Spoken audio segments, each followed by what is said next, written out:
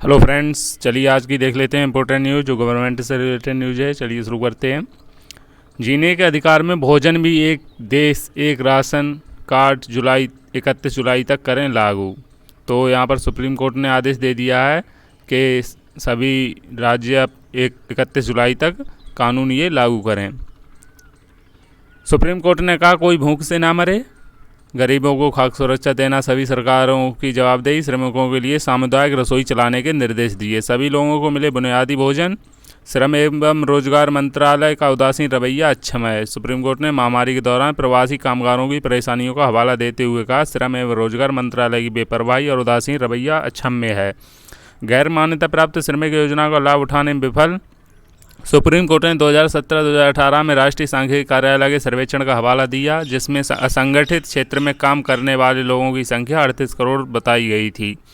Supreme court ने इस बार दुख जताया है कि गैर मान्यता प्राप्त श्रमिक सरकारी योजनाओं का लाभ उठाने में विफल रहते हैं। जिनके पास राशन कार्ड नहीं उनके लिए बनाए योजना। अगर किसी के पास राशन कार्ड नहीं है तो उनके लिए भी कोई न कोई योजना जरूर बनाए, ये सुप्रीम कोर्ट ने आदेश दिया है।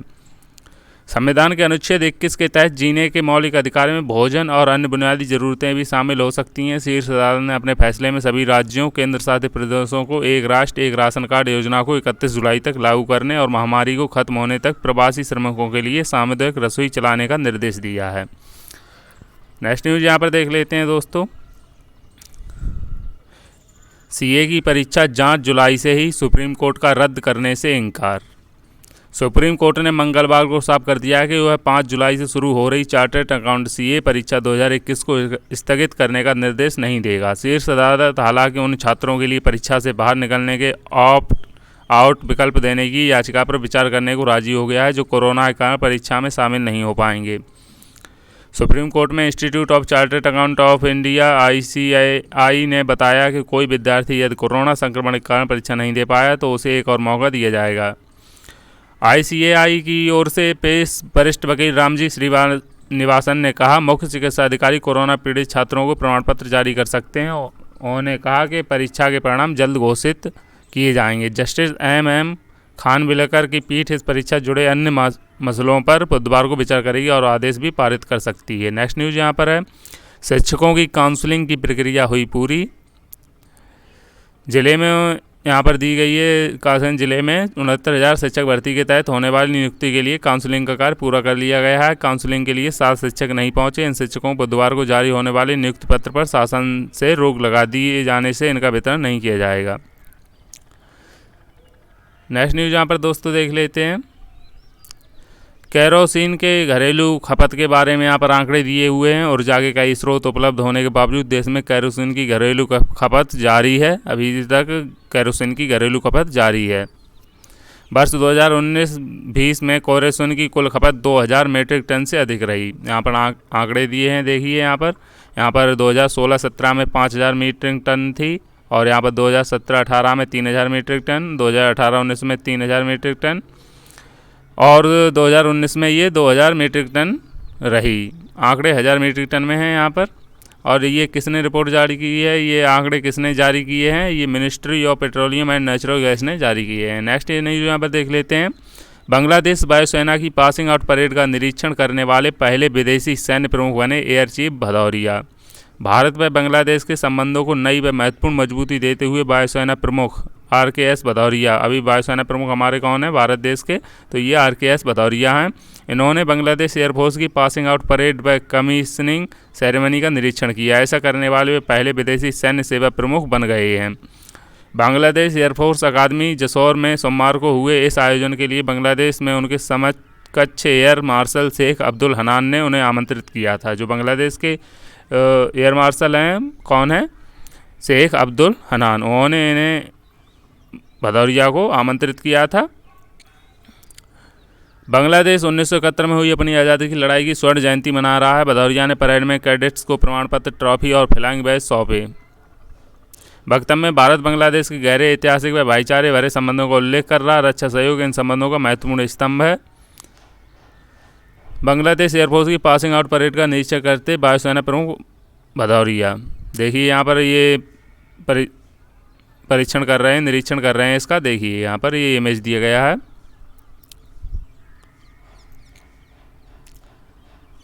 भारत भी 1971 की जंगी स्थिति में कई आयोजन कर रहा है। इस युद्ध में भारतीय सेना और बांग्लादेश के नागरिकों की मुक्ति वाहिनी ने पाकिस्तान को युद्ध में पराजित कर बांग्लादेश का निर्माण किया था। इस पराजय में 93,000 पाकिस्तानी सैनिकों ने आत्मसमर्पण किया था। जो पूर्वी पाकिस्तान था दोस्तों यहाँ पर, तो ये 1971 में आज़ाद हुआ था और नया देश बांग्लादेश बना था, जिसमें भारत ने भी सहयोग किया था और पाकिस्तानी 93,000 पाकिस्तानी सैनिकों ने आत्मसमर्पण कर दिया था।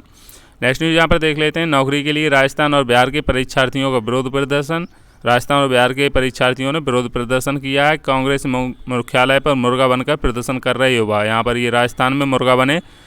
ये युवक कंप्यूटर ऑपरेटर के लिए संविदा की बजाय नियमित भर्ती किए जाने की मांग लेकर कांग्रेस मुख्यालय पहुंचे। इन युवाओं ने बैनर ले रखा था जिसमें कांग्रेस महासचिव प्रियंका गांधी की एक खबर को दिखाया गया। प्रियंका ने बयान में कहा था, संविदा पर रखना युवाओं का अपमान है।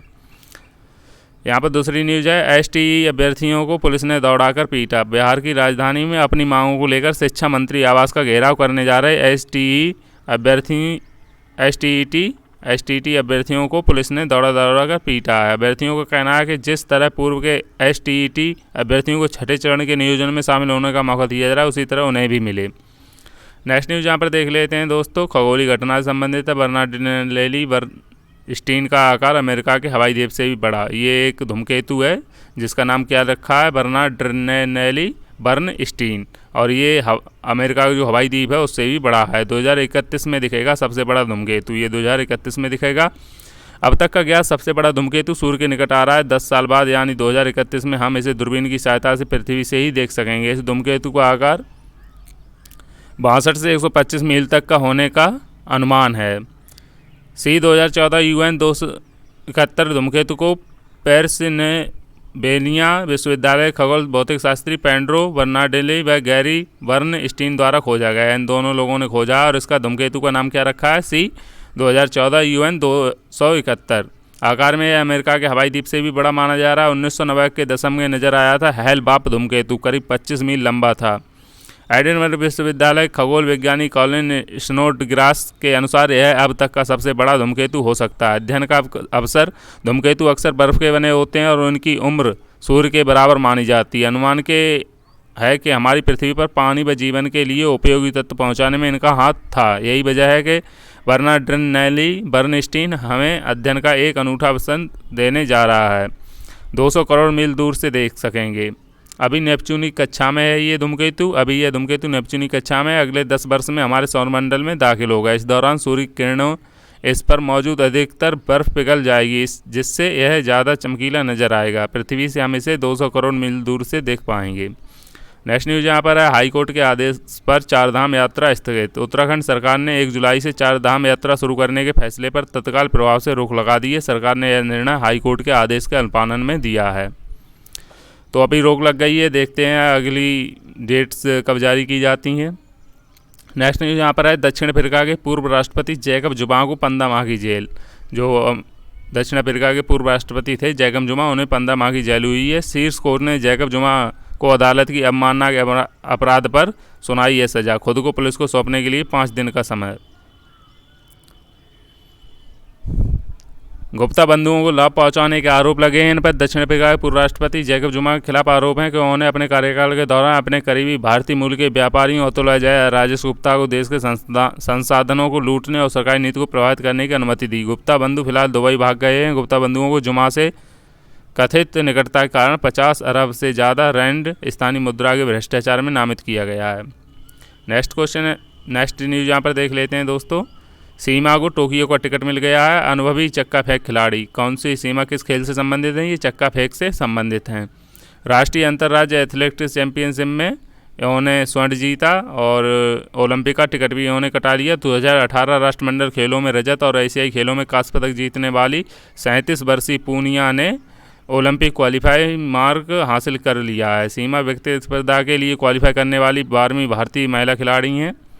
पुनिया का 2014, 12, 2016 के बाद यह चौथा ओलंपिक होगा। वह सानिया मिर्जा और साइनी विल्सन के रिकॉर्ड की बराबरी करेंगी। सीमा ओलंपिक के लिए क्वालिफाई करने वाली दूसरी भारतीय महिला हैं। राष्ट्रीय रिकॉर्डधारी कमलप्रीत कौर ने सोमवार को क्वालिफाई कर लिया था। अभी टोक्यो ओलंपिक जो होने वाला है उसके 23 दिन शेष हैं। रिले टीम नहीं कर पाई क्वालिफाई, यहाँ पर और भी जानकारी दी है। अनु कर सकती हैं क्वालिफाई। जेवलिन थ्रोअर, जो जेवलिन थ्रोअर हैं अनु रानी, वो इसमें क्वालिफाई कर सकती हैं। द्युति चंद और MP जाबिर विश्व रैंकिंग के आधार पर ओलंपिक के लिए क्वालिफाई कर सकते हैं। नेक्स्ट न्यूज़ यहाँ पर देख लेते हैं। गोल्फर अदिति लगातार दूसरी बार खेलेंगे ओलंपिक। तो अदिति किस खेल से संबंधित हैं? ये गोल्फर से संबंधित हैं, गोल्फ से संबंधित हैं। शीर्ष भारतीय महिला गोल्फर अदिति अशोक लगातार दूसरी बार ओलंपिक खेलों में खेलेंगी। उन्होंने क्वालिफाइंग सूची में 45वें स्थान पर रहते हुए टोक्यो का टिकट हासिल कर लिया है। अदिति से पहले अरनिवान लाहिड़ी और उदयन माने भी क्वालिफाई कर चुके हैं। लाहिड़ी भी रियो ओलंपिक 2016 खेल चुके हैं। अदिति ने ट्वीट किया, मुझे अभी भी लगता है कि रियो ओलंपिक कल ही की बात थी। भारत के लिए खेलना सम्मान की बात है। मुझे यह मौका एक बार फिर मिला है। अदिति का नाम पहली सूची में आ गया है, जबकि दीक्षा डांगर भी दूसरी सूची में जगह बना सकती हैं। कुछ खिलाड़ियों के नाम वापस लेने पर उन्हें 5वीं रिजर्व खिलाड़ी के रूप में मौका मिल सकता है। नेक्स्ट न्यूज़ यहाँ पर देख लेते हैं। अतुल कश्यप हो गए भारत में अमेरिका के अंतरिम राजदूत। तो अमेरिका के अंतरिम राजदूत भारत में कौन होंगे? ये अतुल कश्यप होंगे। अमेरिका में जो बाइडेन सरकार ने अतुल कश्यप को भारत में अमेरिका अंतरिम राजदूत नियुक्त किया है। भारतीय मूल के कश्यप डैनियल स्मिथ की जगह लेंगे। 50 वर्षीय कश्यप भारत अमेरिका संबंधों के विशेष जानकार हैं। वह पहले भी दिल्ली स्थित अमेरिकी दूतावास में सेवाएं दे चुके हैं। नेक्स्ट न्यूज़ यहाँ पर गलत सवालों के मामले में प्रदेश सरकार से हाईकोर्ट ने मांगा जवाब। इलाहाबाद हाईकोर्ट ने 69,000 सहायक अध्यापक भर्ती के मामले में कई प्रश्नों के उत्तर गलत होने या पाठ्यक्रम से बाहर होने के मामले में प्रदेश सरकार से जवाब तलब किया है। कोर्ट ने याची अभ्यर्थियों के अधिवक्ताओं को भी उन प्रश्नों के चिन्हित कर एक साथ हलफनामे के साथ प्रस्तुत करने के लिए कहा जिन पर आपत्ति है। सरकार को इस हलफनामे का 2 हफ्ते में जवाब दाखिल करने का निर्देश दिया है।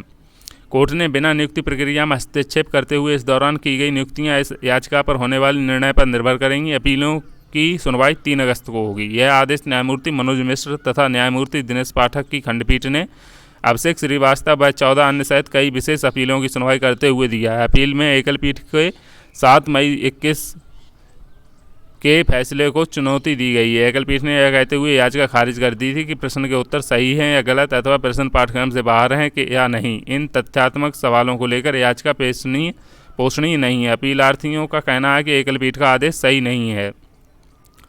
नेक्स्ट यहाँ पर देख लेते हैं। नैनी रेलवे पुल बनी डॉक्यूमेंट्री रिलीज। जो नैनी प्रयागराज का नैनी रेलवे पुल है उस पर डॉक्यूमेंट्री बनी थी। ऐतिहासिक नैनी रेलवे पुल पर डॉक्यूमेंट्री तैयार की गई है। मंगलवार की बैठक में उत्तर मध्य रेलवे एवं पूर्वोत्तर रेलवे के महाप्रबंधक विनय कुमार त्रिपाठी ने डॉक्यूमेंट्री रिलीज की। बैठक में पुल के इतिहास पर भी चर्चा हुई। रेलवे में यह पुल संख्या 30 के नाम से जाना जाता है। अफसरों ने बताया कि नैनी पुल 15 अगस्त 1865 दिल्ली से हावड़ा और मुंबई से हावड़ा को जोड़ने का काम कर रहा है। कब से काम कर रहा है? 1865 से। सन 1859 में प्रयागराज कानपुर के मध्य पहली गाड़ी के संचालन के साथ उत्तर भारत में रेल यात्रा की शुरुआत हुई थी। इसी क्रम में महाप्रबंधक ने ट्रेनों के सुरक्षित संचालन पर भी चर्चा की। हर अनचाही घटना की जांच के निर्देश दिए। महाप्रबंधक ने विभिन्न योजनाओं की भी समीक्षा और आवश्यक निर्देश दिए।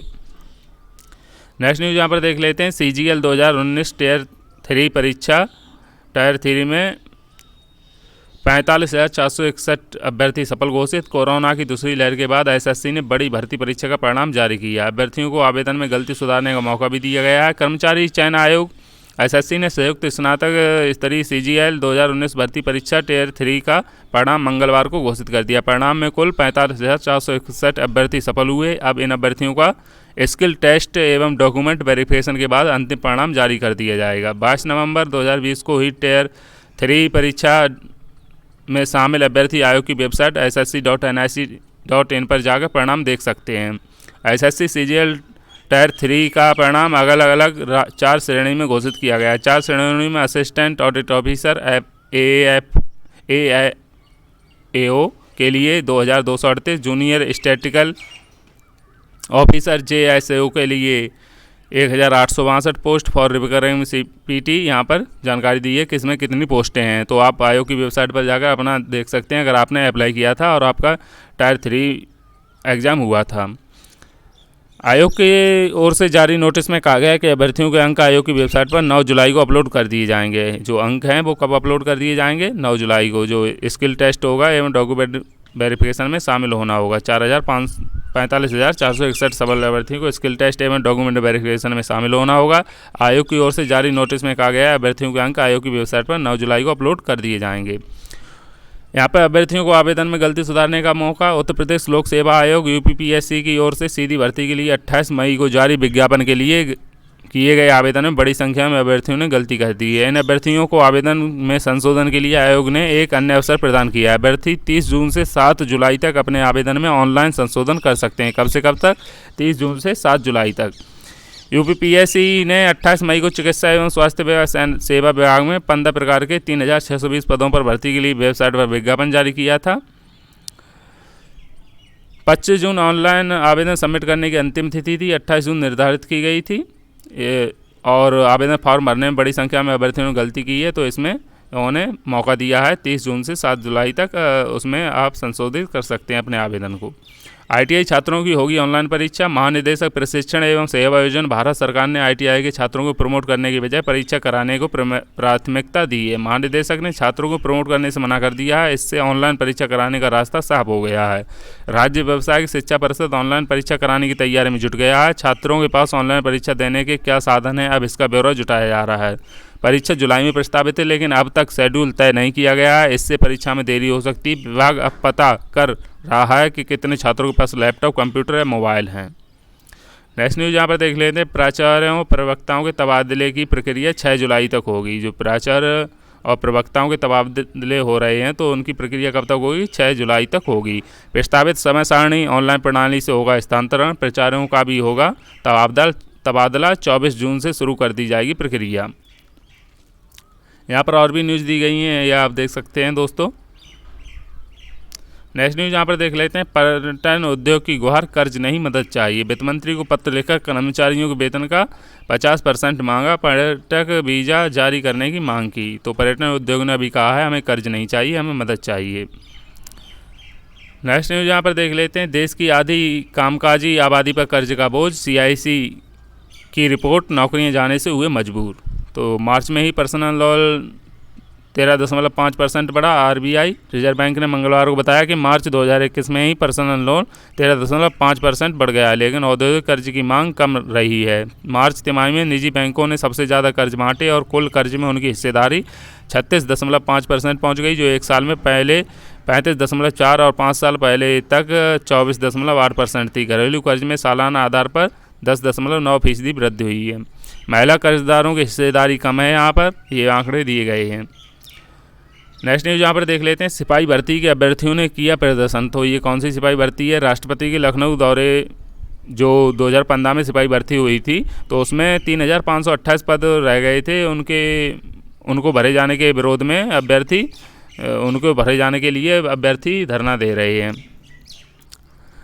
लखनऊ के हजरतगंज में उन्होंने प्रदर्शन किया। आनन फानन में मौके पर पहुंची पुलिस ने अभ्यर्थियों को समझाकर ज्ञापन लेकर उन्हें इको गार्डन भेज दिया। अभ्यर्थियों का कहना था कि पुलिस भर्ती 2015 में 34,716 पदों में से 3,528 रिक्त पदों को अतिशीघ्र भर्ती की जाए। अभ्यर्थियों की माने तक यह लोग 2015 से लगातार भर्ती प्रक्रिया को लेकर सरकार से मांग करते रहे हैं, लेकिन उनकी मांगों को सुना नहीं जा रहा है। कहा अगर उनकी मांगें पूरी नहीं की जाती तो वह सड़क जाम कर विरोध दर्ज कराएंगे। वहीं अभ्यर्थियों के प्रदर्शन के बीच इको गार्डन में प्रदेश कांग्रेस अध्यक्ष अजय कुमार लल्लू भी समर्थन देने पहुंच गए। कहा कि सरकार इतने दिन पहले निकाली नौकरी में क्यों कुछ नहीं कर रही। देश में बेरोजगारी देखी जाए तो उत्तर प्रदेश उसमें नंबर 1 पर है, ये उनका कहना है। तो आज के लिए दोस्तों इतना ही। वीडियो को पूरा देखें और लाइक शेयर सब्सक्राइब जरूर करें। Thank you for support.